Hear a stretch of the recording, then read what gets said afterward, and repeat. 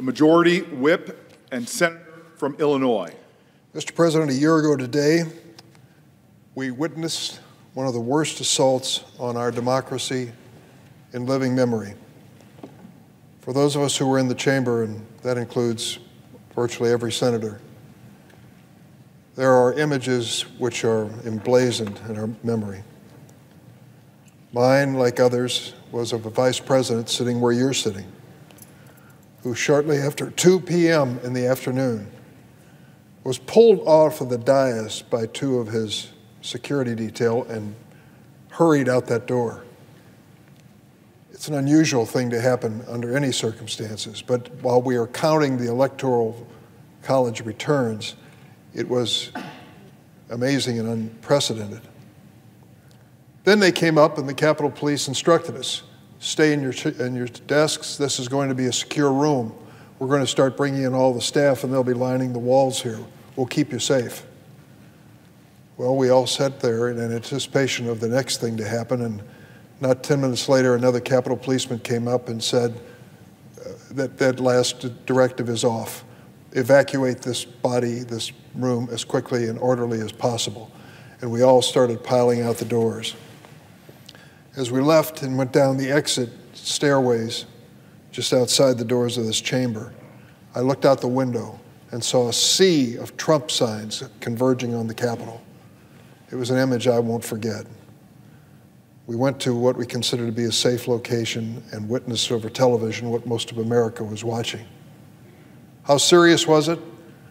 Well, one misguided soul, a Republican congressman from Georgia, said it was just a group of tourists at the Capitol. Mr. President, yesterday the Attorney General of the United States, Merrick Garland, had a press conference and remarked on the first anniversary of January 6th. And among the things he said was, all of the investigations, the criminal investigations of what happened that day have disclosed some horrible things. Evidence of perpetrators punching dozens of law enforcement officers, knocking them unconscious. Some perpetrators tackled and dragged law enforcement officers. Among the many examples of such violence, one officer was crushed in a door, another was dragged down a set of stairs, face down, repeatedly tased and beaten, and suffered a heart attack. Some perpetrators attacked law enforcement officers with chemical agents burning their eyes and skins. We saw it, didn't we? Spraying the bear spray into the faces of these officers. Some assaulted officers with pipes and poles and other dangerous and deadly weapons. Perpetrators targeted, assaulted, tackled, harassed journalists, destroying their equipment. And that launched the most comprehensive and perhaps largest criminal prosecution in the history of this nation. According to the Attorney General, 725 individuals have been charged with a federal crime. 145 pled guilty already to federal misdemeanors. Over 325 have been charged with felonies, many for assaulting officers and many for corruptly obstructing or attempting to obstruct an official proceeding. 20 defendants charged with felonies have already pled guilty, and the investigation continues.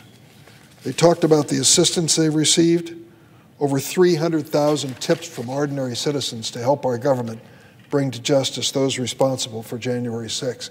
I say that because I listen in disbelief to the polling data which suggests that it really wasn't an attack on the Capitol. It was only a visit of tourists who were in an orderly fashion visiting this building. The videos don't lie. The facts are the facts. Individuals are paying a criminal price and their lives will be changed because of their bad decisions to leave a Trump rally and follow his instructions to come up to this building. That is the reality of what happened that day. But the grimmest reality was the death of 5 of our law enforcement officials who have been named and should be named every time we stand on this floor. Officer Brian Sicknick, Officer Howard Liebengood, Officer Jeffrey Smith, Officer Gunther Hashida, and Officer Kyle DeFreitag, and 140 other law enforcement officials who were assaulted, many of them seriously and still paying a price for that day in their lives when they stood in defense of us, in defense of this building. That is the reality. And if nothing more comes of this speech and commemoration today, I hope that all of us, regardless of our political persuasion, the most conservative Republican to the most progressive Democrat, independents in between, black, white, and brown, men and women, rural, urban, across America, will finally come to an agreement on one thing. Violence has no place in a democracy. Those who resort to violence, wherever they fit on the political spectrum, do not fit on that spectrum, do not belong in this country. And what we saw a year ago today was violence unbridled, violence provoked by a former president of the United States. And many innocent people paid a price. I listened as the President and Vice President spoke this morning in Statuary Hall. It was a somber and meaningful occasion as they talked about what was at stake on January 6th and the challenge we face today. And I thought for a moment what a difference it would have made if, in fact, as the President spoke, Republican and Democratic leaders stood by his side. But that was not to be the case. You see, when the proposal was made for a bipartisan commission of Democrats and Republicans, commissions we've seen in the past for 9/11 and other events that marked our history, that was stopped by Senator McConnell, the Republican leader of the Senate, by the threat of a filibuster. He wouldn't agree to a bipartisan commission to look into the origins of January 6th and what we need to do to avoid them in the future. So I want to salute Speaker Pelosi for organizing a bipartisan committee in the United States House of Representatives who is investigating this matter. I want to salute my fellow congressman from Illinois, Adam Kinzinger, who's had the courage to step forward and be part of it, as well as Congresswoman Cheney of Wyoming, and the Democrats who are part of that effort. They are serving this nation as they should, bringing forth the facts, fighting the resistance from those who don't want to tell the truth. But there's more that we must do. It's been mentioned several times and bears repeating. What is happening across America since January 6th is equally alarming to this assault on the Capitol. And that is the effort by dozens of states across the nation to restrict America's right to vote. To think of it, in that last election in 2020, we had the largest turnout in the history of the United States to cast votes in the presidential election. And the response by so many of these states controlled by Republican legislatures is to try to do their best to make sure that never happens again, to restrict the opportunity to vote for eligible Americans when we should be doing just the opposite. I've won elections and I've lost elections. And as long as they were fair elections, I accepted the results, and they all were. I was lucky. Sometimes I won, sometimes I lost. But I felt at the end of the day that there were fair elections. We should feel the same way about the election that occurred just last year, year before last, in 2020, with the election of Joe Biden as President of the United States. It was a fair election. It has been certified that way, not just by the election authorities in each state, but even by Donald Trump's Department of Homeland Security. And now we ought to take seriously what is about to occur with these states trying to restrict voting rights. I marvel at my colleagues on the Republican side who come to the floor and say, we have no right. We have no right to tell these states what their laws should be when it comes to elections. This little booklet is in each of our desks. I would commend to my colleagues, particularly on the Republican side, to consider opening it and consider reading Article 1, Section 4. I'd like to read into the record of the United States Constitution. The times, places, and manner of holding elections for senators and representatives shall be prescribed in each state by the legislature thereof, but the Congress may at any time by law make or alter such regulations except as to the places of choosing senators. Then you go further in and read the Bill of Rights and the amendments to the Constitution. The Article 15, Amendment 15, says the right of citizens of the U.S. to vote shall not be denied or abridged by the United States or any state on account of race, color, or previous condition of servitude. Section 2, the Congress shall have power to enforce this article by appropriate legislation.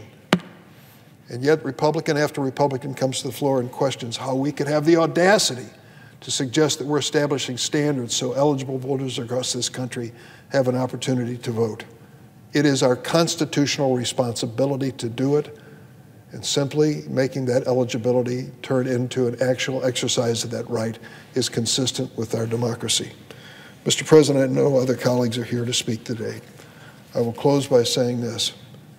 What brought that mob to this Capitol was the inspiration of a former president who provoked them, incited them, and turned them loose on this building. And now we're led to believe that he sat back and watched on television as the events unfolded, doing nothing. Not picking up the phone, not calling on anyone to stop the violence, to stop the bloodshed, to stop the death that took place in this Capitol. He did nothing for hours until finally enough forces came in to reclaim this building. When I've seen the images, the photographs and the videos of people who were clowning in this chamber, posing for photographs, going through my desk and other desks and others, taking photographs with their phones, sitting in that chair, posed for pictures to send back home. It makes me sick to my stomach. This is a sacred place. It is not sacred because I serve here or anyone else does. It's sacred because it was built to be a symbol of this great nation. It was during the administration of a man from Illinois named Lincoln, who completed the Capitol Dome in the midst of the Civil War, so that this building would always be a symbol of the unity of our nation and the promise of our nation. That symbol was desecrated on January the 6th, and now the question rises, will we summon the courage to come together and lead, to extend the opportunity to vote to more and more Americans, to make this democracy more complete and more just, or will we step back and accept the verdict of history that we are going to go back in time instead of forward as a nation? I trust we'll move forward. These American people are great people. Regardless of their political persuasion, they have one abiding knowledge, and that is the fact that we are blessed to live in this country, and we each bear a responsibility to its future. I yield the floor.